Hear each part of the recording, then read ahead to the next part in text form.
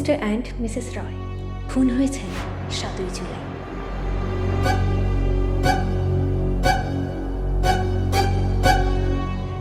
আদৌ কি এটা খুন নাকি অন্য কোনো রহস্য?